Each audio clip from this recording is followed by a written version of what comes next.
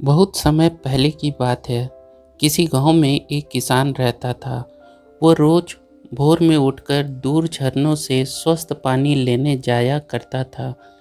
इस काम के लिए वह अपने साथ दो बड़े घड़े ले जाता था, जिसे वह डंडे में बांधकर अपने कंधे पर दोनों ओर लटका लेता था। उसमें से एक घड़ा कहीं से फूटा हुआ था और दूसरा एकदम सही था। इसी वजह से रोज घर पहुंचते पहुंचते किसान के पास 1.5 घड़ा पानी बच पाता था। ऐसा 2 सालों तक चलता रहा। सही घड़े को इस बात का घमंड था कि वो पूरा पानी घर पहुंचाता है और उसके अंदर कोई कमी नहीं है।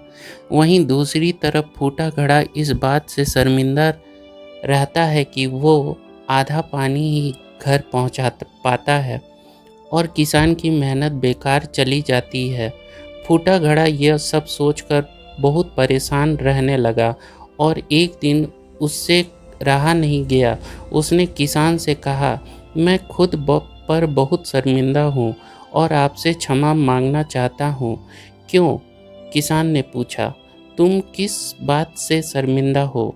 शायद आप नहीं जानते, पर मैं एक जगह से फूटा हुआ हूँ और पिछले 2 सालों से मुझे जितना पानी घर पहुंचाना चाहिए था, बस उसका आधा ही पानी पहुंचा पाया हूं। मेरे अंदर यह बहुत बड़ी कमी है और इस वजह से आपकी मेहनत बर्बाद होती रही है।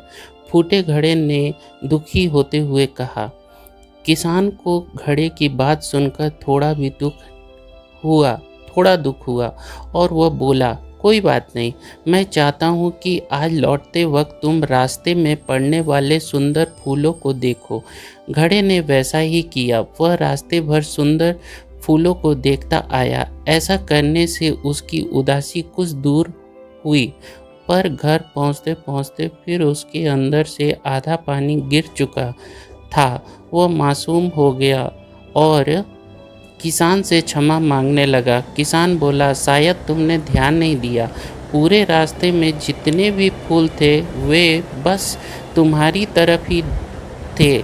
सही घड़े की तरफ एक भी फूल नहीं था। ऐसा इसलिए क्योंकि मैं हमेशा से तुम्हारे अंदर की कमी को जानता था और मैंने उसका लाभ उठाया। मैंने तुम्हारे तरफ वाले रास्ते पर रंग बिरंगे फूलों के बीज बो दिए। तुम रोज थोड़ा थोड़ा कर के उन्हें सींचते रहे और पूरे रास्ते को इतना खूबसूरत बना दिया।